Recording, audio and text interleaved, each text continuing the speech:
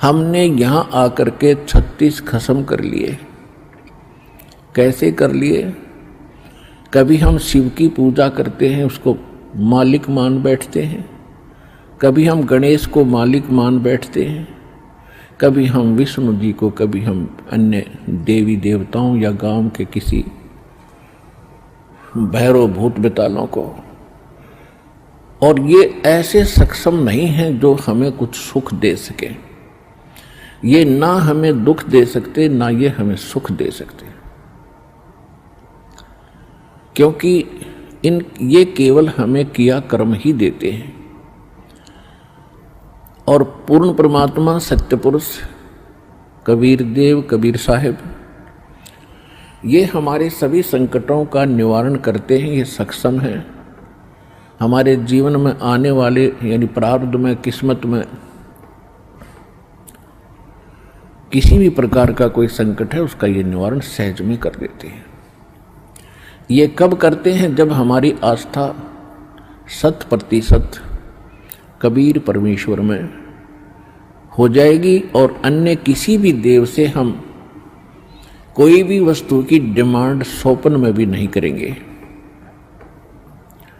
किसी भी प्रकार का कोई संकट है तो अपने परमात्मा कबीर जी से ही हम अर्जी लगाएंगे हृदय से।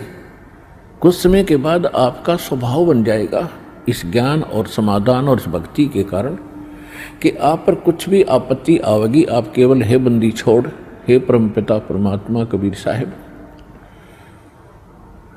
आपके मुख से यही निकलेगा। तो उस समय परमात्मा आपके साथ हो लिया।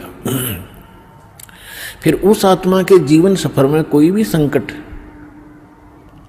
सफर के अंदर कांटे होते हैं रास्ते में, तो हमारे जीवन सफर में कोई भी कर्म, पाप कर्म रूपी कांटा होगा तो वो परमात्मा ऐसे बुहार देगा जैसे पति भरता जमी पर जो जो धर है पाँव, समर्थ झाड़ू देत है ना काटा लग जावे। उस समर्थ को भूल कर हम परमात्मा से दूर होकर संसारिक लोगों से, संसारिक इन अधिकारियों से और इस 3 लोक के भगवान देवों से हम इनसे अपना संकट निवारण की इच्छा करते रहे।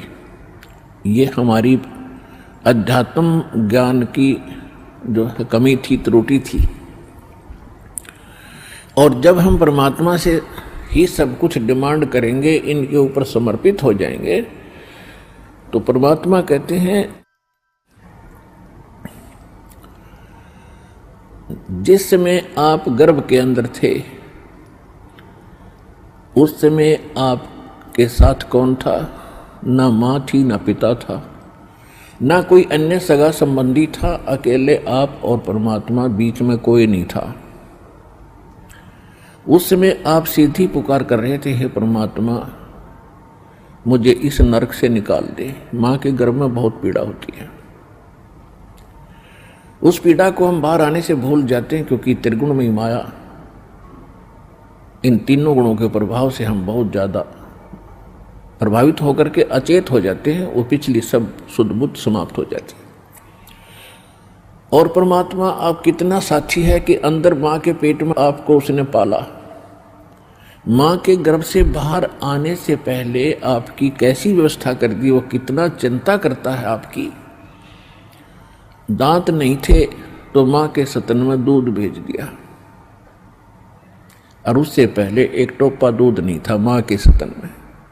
जो परमात्मा इतना भविष्य की आपकी चिंता करता है, और बाहर आकर के आप स्वयं इतने इंटेलिजेंट बन गए, चतुर बन जाते हो, धनी बनने के लिए, अपनी सुरक्षा करने के लिए, अपने को सुखी बनाने के लिए लोगों को लूटते हो, रिश्वत लेते हो, चोरी करते हो, डाके मारते हो। आप भगवान के विधान को भूल गए, आपको याद नहीं है। जो परमात्मा आपकी इतनी केयर टेक करता है, इतनी देखभाल पहले से चिंतित है, तो अब कौन सा वो दूर है आपसे। आपको केवल प्रारब्ध तो मिलेगा ही मिलेगा जो आपकी किस्मत में लिखा है। उसको भी मिलेगा जो भक्ति नहीं करते। लेकिन भक्ति करने का उद्देश्य मूल यही होता है आत्म कल्याण हो, और इस जीवन में हमारा कोई पाप कर्म हो, कोई कष्ट आना हो, उसका भी निवारण हो। तो उसका निवारण तो एक ही से हो सकता है, उस परम पिता परमात्मा पूर्ण ब्रह्म से। अन्य भगवान, अन्य ये देव वो संकट निवारण नहीं कर सकते। पाप के हमारे किस्मत में लिखे हुए कर्म को वो नहीं समाप्त कर सकते, वो भोगना ही पड़ता है। केवल कबीर देव, कबीर साहब ये हमारे इन पाप का नाश कर सकता है, हमारे जीवन को सुखी कर सकता है। तो क्या बताते हैं, उस समर्थ की रीझ छुपाई, अब कुल कुटुंब से राता, गर्भ के अंदर बचन भरे थे, कहाँ गई वो बात। अब देखो परमात्मा फिर आकर हमें सचेत करते हैं, क्योंकि काल ने तो हमारे ऊपर पर्दा डाल दिया, बुद्धि पर पत्थर गेर दिए। माँ के गर्भ से बाहर आते ही हम सब कुछ भूल गए, नए सिरे से पढ़ाई जाती है। ये तेरा चाचा, ये तेरी चाची, ये तेरी माँ, ये तेरे पिता, मामा, ये बुआ और कै ख ग गड़े, ये नए सिरे से पढ़ाई जाते हैं। हम इतने जो है अचेत हो जाते हैं, और परमात्मा फिर आकर हमें फिर नए सिरे से याद दिलाते हैं कि उस समर्थ की रीझ छुपाई। उस समर्थ ने आपके ऊपर प्रसन्न होकर के आपकी प्रार्थना सुनी। रीझ माने खुश होकर के आप पर जो रहम किया, वो रीझ आपके ऊपर प्रसन्न हुए। उस समर्थ की रीझ छुपाई, वो भूल गया तो उस मालिक के उस रहम को। अब कुल कुटुंब तय राता, अब भूल गया ये तेरा बेटा या कोठी या कार, ये मेरा, ऐसे वैसे सारा दिन इसी भूल भुलैया में जीवन नाश कर रहा है। और गर्भ के अंदर बचन भरे थे, कहाँ गई वो बात। अब परमात्मा याद दिलाते हैं, अब कहाँ गई वो तेरी बात जब नूका था माँ के पेट में कि हे परमात्मा एक बार मुझे बाहर निकाल दे, कभी भी गलती नहीं करूँगा, आपकी याद गणी रखूँगा और आप पर पूरा विश्वास करूँगा। निर्वाह के लिए कार्य करते समय भी आपकी याद कभी नहीं भूलूँगा। और अब हम क्या करते हैं, केवल सांसारिक इन कार्यों में सारा जीवन लगाते हैं। भगवान की याद तो कभी कोई चर्चा करता तभी आती है, ना तो स्वप्न में भी ना आती है हमारे को। तो उसके लिए क्या बताते हैं कि वो परमात्मा जब आपको माँ के गर्भ में भी सुरक्षित रखता है, आपके बाहर आने से पहले आपके आहार के लिए माँ के स्तन में दूध भेजता है, तो आगे आने वाले जीवन में जो तूने जैसा किया है उसमें क्या वो कमी करेगा। तो इस आधार से भी हमने उन बुराइयों से हट जाना चाहिए जो हम स्वयं धनी बनना चाहते हैं। चोर मिलावट करके, झूठ बोल के, चोरी करके हम इस तरह जो धनी बनना चाहते हैं, रिश्वत लेकर, तो ये हमारी भूल है। ये पैसा ऐसे एकत्रित किया हुआ आपके पास नहीं रहे। परमात्मा आप पर रहम करेगा और उसकी भक्ति सत्य करोगे तो जो प्रारब्ध है वो तो आपका मिलेगा, लेकिन उस प्रारब्ध के अंदर जो काटे हैं कर्म के वो नहीं दुख देंगे, और फिर प्रारब्ध से अधिक भी देगा, क्योंकि परमात्मा के पास वो समर्थ है, वो उनके पास एक वीटो पावर है, वो केवल कबीर साहब के पास है। जैसी आपकी श्रद्धा और लगन देखेगा, विश्वास और दृढ़ता देखेंगे, तो आपको किस्मत से अधिक भी देंगे, अच्छा भी देंगे, और आपके पाप रूपी कर्मों के कांटों को भी वो पहले ही निकाल देंगे। आप तक तो आने भी नहीं देंगे वो। जब आप पर समर्पित हो जाओगे उनके ऊपर, कैसे समर्पित होंगे? और फिर वो कैसे करेगा? जो पति भरता पति से राती, आन पुरुष नहीं भावे, बसे पी हर में सुरत प्रीतम में, ऐसे ध्यान लगावे। कि जैसे पतिव्रता अपने पति से ही लीन रहती है, आन पुरुष अन्य पुरुष नहीं भावे, उसके मन में स्वप्न में भी नहीं आता अन्य पुरुष के प्रति कोई भी कुविचार। और यदि वो लड़की अपने माँ के चली जाती है तो भी अपने पति की सुध वो मुख से नहीं बोलती, लेकिन अंदर से वो नहीं भूल पाती। ऐसे ही आप उस परम पिता पर आश्रित हो जाओगे।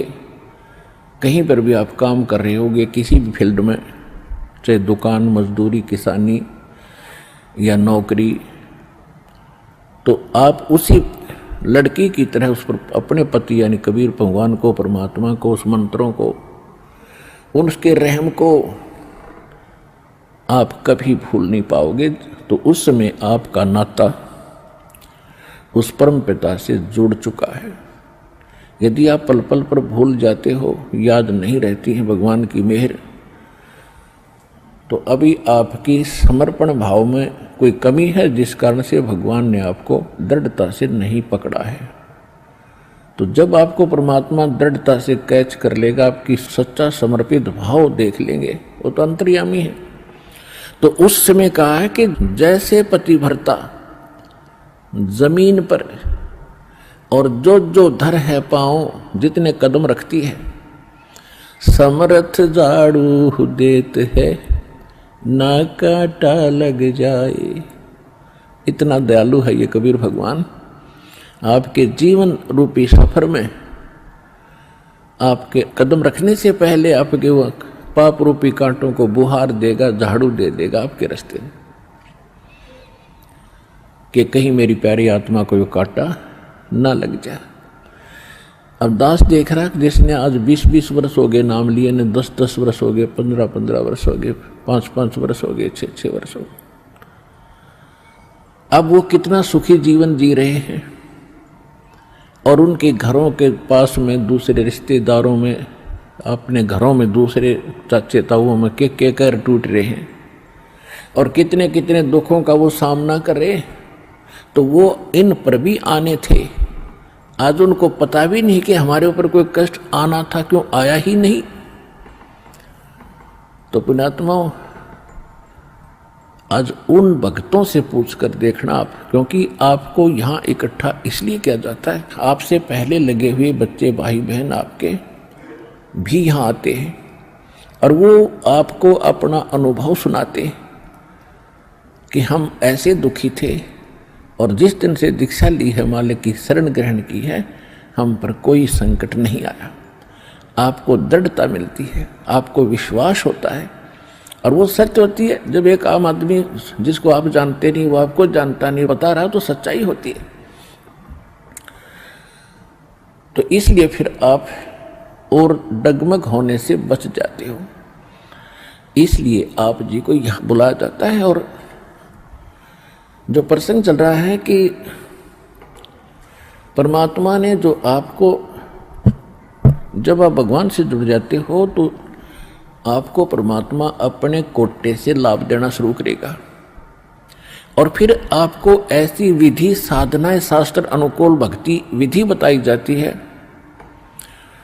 जो आपने फिर अपने पैरों पर खड़ा होना पड़ेगा।